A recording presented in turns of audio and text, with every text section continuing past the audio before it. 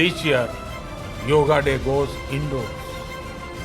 The theme of the year is Yoga at home and Yoga with family.